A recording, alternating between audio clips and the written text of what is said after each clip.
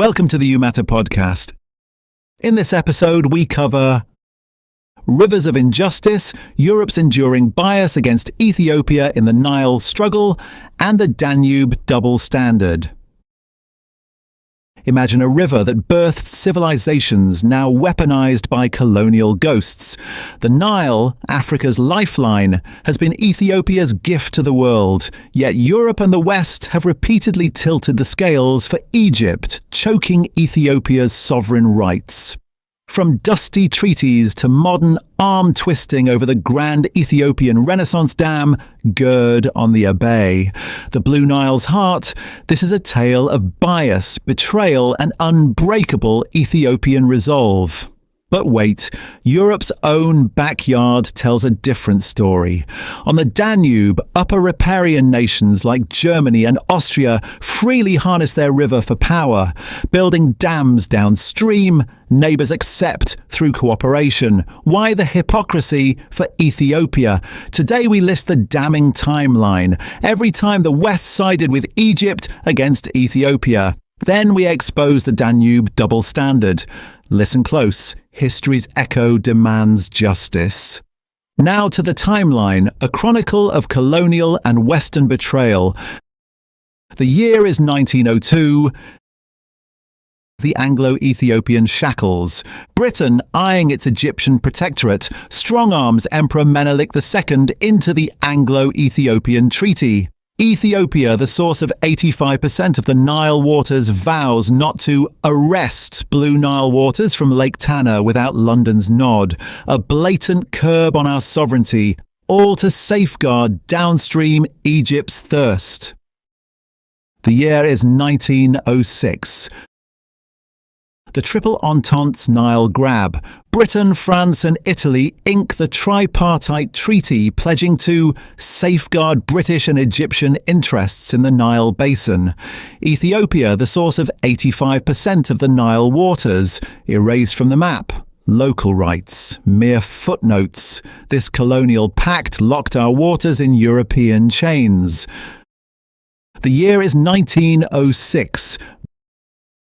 Britain's Congo collusion. Britain bullies Belgium's Congo into an agreement barring upstream dams on Nile tributaries without Sudanese. Red, Egyptian-aligned approval. Ethiopia's upstream voice despite being the source of 85% of the Nile waters. Silenced again as Europe carves the river for its favourites. The year is 1929. Egypt's veto, Europe's gift. The Anglo-Egyptian Treaty hands Egypt natural rights and veto power over any Nile project upstream, including Ethiopia's. Britain, repping its African colonies, ignores us entirely. A century of Ethiopian exclusion begins here. Ethiopia, the source of 85% of the Nile waters, no rights. The year is 1936. Independence with strings attached. The Anglo-Egyptian Treaty frees Egypt, but keeps British troops guarding the Suez. And by extension, Nile flows. Ethiopia's dreams of equitable use despite being the source of 85% of the Nile waters, crushed under the boot of lingering colonial favoritism. The year is 1959. The post-colonial heist. Egypt and Sudan divvy up the Nile, 75% to Cairo, 25% to Khartoum, in the Nile Waters Agreement. Ethiopia, the source of 85% of the Nile waters. Not invited. Europe's legacy lives on as these independent powers inherit biased blueprints. The year is 1978. Crushing Ethiopia's first dam dreams. Under Mengistu, Ethiopia eyes Blue Nile dams for power. Egypt erupts in fury, leveraging Western allies to isolate and pressure Addis Ababa. No dams for the source of 85% of the water, only for the sink. The year is 2019 to 2020. America's aid as a weapon. US-led GERD talks in Washington produce drafts reeking of Egyptian vetoes. When Ethiopia walks, Trump suspends $130 million in aid, pure coercion to force concessions. Bias, it's the air the West breathes.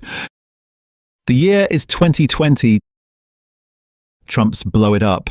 Bluster US President Trump warns Ethiopia, fill the GERD without Egypt's okay and they'll blow you up.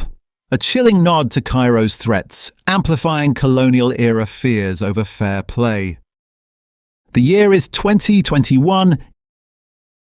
EU's regret, code for coercion.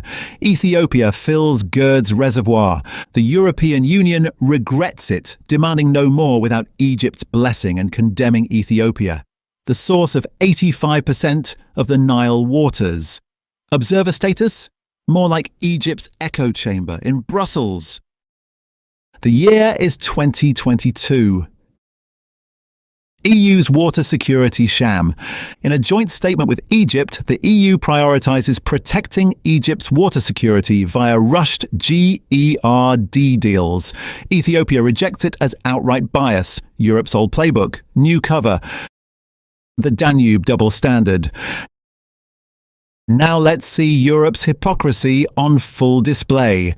Now contrast this Nile nightmare with Europe's own river, the mighty Danube, cradle of 19 nations, flowing 2,850 kilometers from Germany's Black Forest to the Black Sea. Here, upper riparian powerhouses like Germany and Austria, the very architects of colonial Nile pacts, build hydroelectric dams with abandon, their downstream neighbours cooperating under the equitable 1994 Danube River Protection Convention. No vetoes, no aid cuts, no threats. Just shared prosperity via the International Commission for the Protection of the Danube River, ICPDR. Why can't the Nile Basin get the same fair play? Let's enumerate the upper Danube's dams, run-of-river powerhouses fueling Europe without the West's wrath. Jochenstein Power Plant, Austria, Germany border, 1957, 120 megawatts. Straddling the line, it harnesses the flow for clean energy with bilateral harmony. Ybbs Persenberg Power Plant, Austria, 1958, 342 megawatts. Austria's oldest major Danube run-of-river giant, powering homes downstream without a whisper of veto. Melk Power Plant, Austria, 1982, 187 megawatts.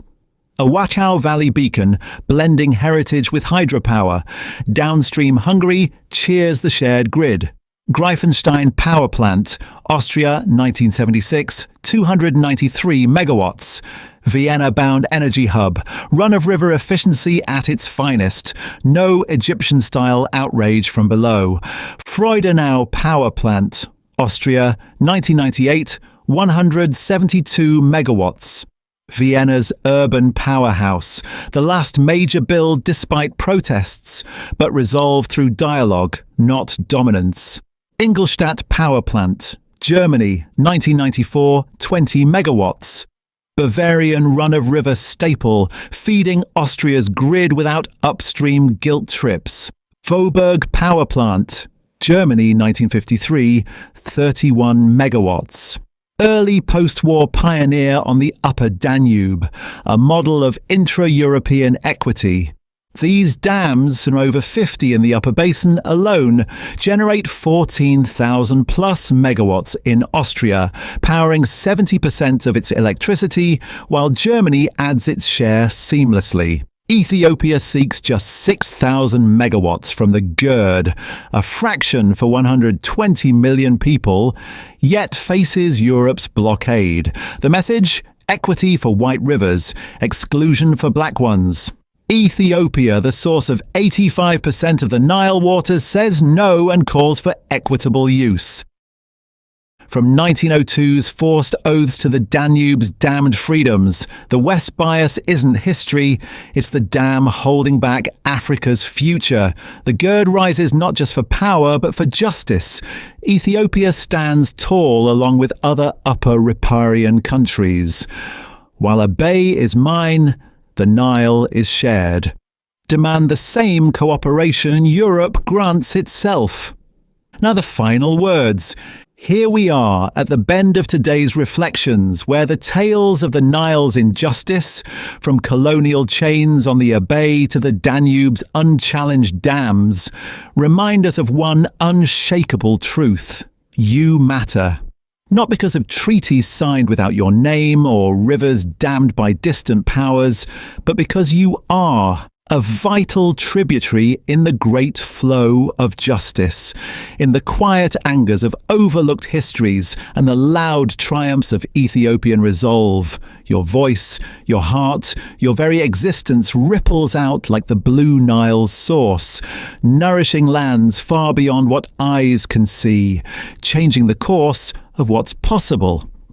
If this episode stirred something in you, a spark of outrage, a sigh of solidarity, a step toward equity, carry it with you. Reach out to that ally dimming under bias's weight. Whisper, your river runs deep to the mirror tomorrow morning. And remember, the fight for fair waters isn't a solo current. We're in this basin together, upstream and down. Thank you for showing up, for listening with an open horizon. Until next time, be kind to the world, but kinder still to the rivers within you. You matter, always, as fiercely as the GERD stands.